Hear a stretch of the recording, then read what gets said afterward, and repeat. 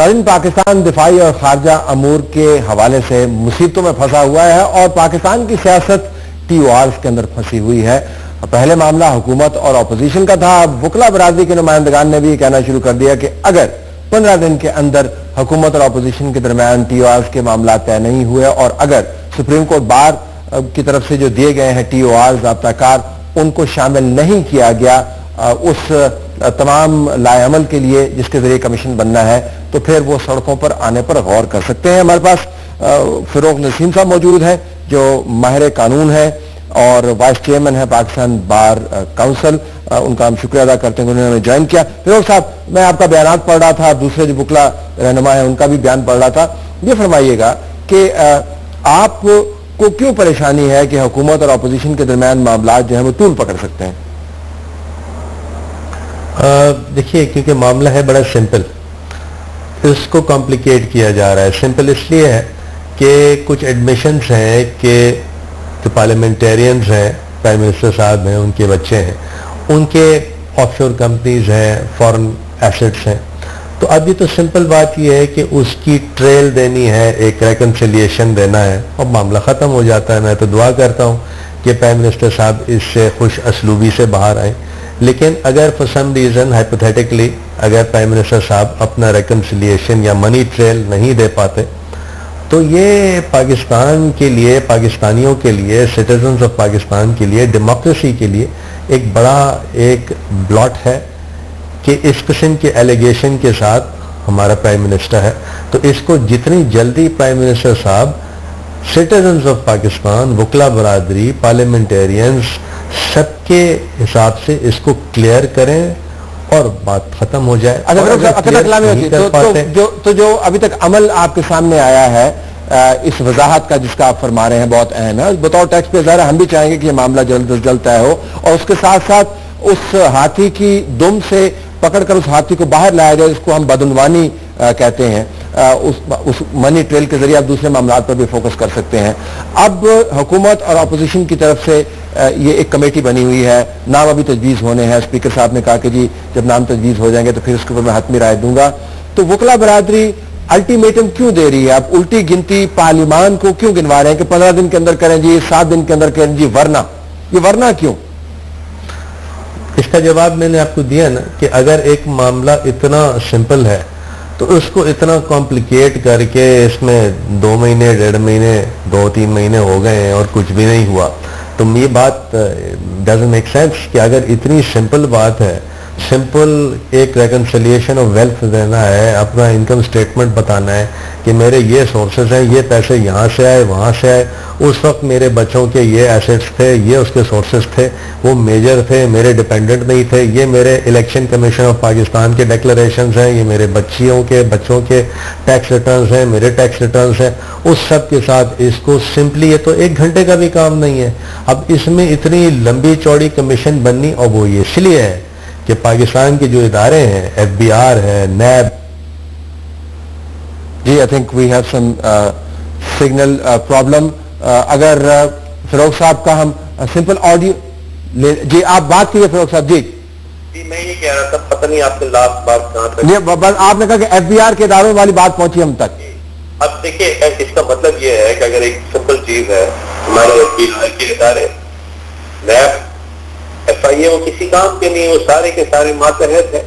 1 जनवरी 1985 एक cut off date है, मैंने नहीं बनाई, नैब ऑर्डिनेंस 1999 के तहत 1 जनवरी 1985 से एहतसाब होना चाहिए जितने भी ऑफिस पॉलिटिकल पार्लियामेंटेरियंस हैं, होल्डर्स ऑफ पब्लिक ऑफिस हैं, उनके एहतसाब की कट ऑफ डेट ये है। उस दिन से रेकन्सिलिएशन करे, बात खत्म हो जाती है। लेकिन ये बात खत्म करने के लिए जो मैंडेट है वो बार्स के पास नहीं है, वो पार्लियामान के पास है। मैं सिर्फ ये जानना चाहूंगा कि ज़ाहिर आपकी और हमारी जमहूरियत के साथ कमिटमेंट बतौर टैक्स पेयर, बतौर सिटीजन ऑफ पाकिस्तान वो हमारी बहुत है, लेकिन जो नुमाइंदगी है वो पार्लियामान के पास है। तो क्या ये मुनासिब है कि पार्लियामान को एक हद दी जाए कि इस हद से आगे जाएंगे तो हम सड़कों पर आएंगे? जी, मैं गुजारिश करूं तलत साहब, ये आपको किसने कहा है कि बार एसोसिएशंस का कोई एम्बिट नहीं है, कोई जुरिस्डिक्शन नहीं है, कोई अथॉरिटी नहीं है? बात है बड़ी सिंपल। آرٹیکل 62 اور 63 کا اطلاق پارلیمنٹیرینز پہ ہوتا ہے، اور ہر ڈیموکریٹک سیٹ اپ میں there are certain watchdogs. یہ عام فہم بات ہے کہ ایڈمنسٹریشن آف جسٹس جو ہے وہ they are two wheels of the same chariot. وہ دو ویلز، ایک عدلیہ ہے، سپیریئر کورٹس ہیں، اور ایک بار ایسوسیشنز ہیں، بار کاؤنسلز ہیں. Together they become the institution of administration of justice. تو یہ کہنا کہ آپ کا تو کوئی کام ہی نہیں ہے. میں نے مینڈیٹ کا لفظ استعمال کیا، میں نے کام نہیں کہا، میں نے کہا مینڈیٹ کا لفظ استعمال ہے. چلے مینڈیٹ، بالکل مینڈیٹ ہے. میرا مینڈیٹ ہے as firstly citizen of Pakistan plus as part of that wheel of the chariot. دو ویلز ہیں، ایک ویل ہم ہیں، Pakistan bar council, bar associations and so on so forth. جو دوسرا پہیہ ہے جو عدالت عظمیٰ بھی ہے اور عدلیہ کا پورا نظام ہے، تو یہ خیال عدالت عظمیٰ کو کیوں نہیں آ رہا کہ ان کے پاس بھی طاقت ہے، اور آپ وکلا برادری کی طرف سے یاد دہانی کروائی جا رہی ہے کہ آپ کے پاس آئینی قوت موجود ہے، تو یہ کام تو عدالتیں بھی کر سکتی ہیں، ان کو خیال کیوں نہیں آ رہا؟ میں آپ سے اگری کرتا ہوں، لیکن اس کا ایک پس منظر ہے، ایک تھوڑی سی انالیسز ہے، میں آپ کے سامنے پیش کرنا چاہتا ہوں. دیکھیے، جب یہ پی ٹی آئی نے شور مچایا کہ جی الیکٹورل ریگنگ ہوئی ہے اور بالآخر ایک کمیشن بنا، اور اس کمیشن میں جو تینوں جج صاحبان تھے بہت ہی اچھی شہرت کے حامل، all three of them, justice Nasir ulMulk ہیں، ہانی صاحب ہیں، دوسرے اعجاز افضل صاحب ہیں، آل تھری آف دیم بڑے نوبل سمجھیے ان کا کیریکٹر ایگزمپلری رہا ہے اور ہے. اب عمران خان کی پارٹی جو ہے وہ ایویڈنس تو دے نہیں سکی، بعد میں عدلیہ کو بدنام کر دیا. That is probably one of the reason. شاید یہ ایک ریزن ہے عدلیہ کے دماغ میں کہ ہم یہ چیز کرنے جائیں تو پھر کسی ایک ہارنے والی پارٹی کو پسند نہیں آئے گا، پھر خامخواہ یہ کون بدنام ملے. I think at the back of their mind شاید ابھی جو کمیشن بنے گا.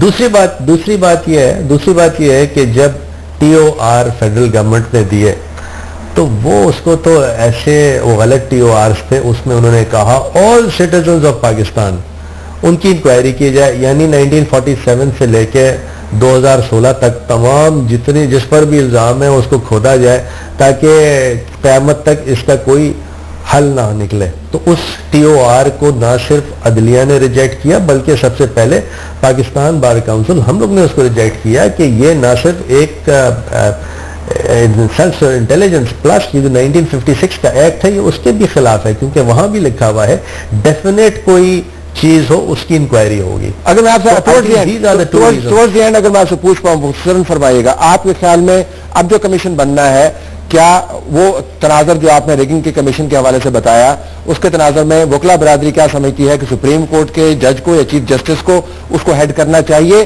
یا کوئی اور متبادل کمیشن بننا چاہیے کسی اور کی زیر نگرانی؟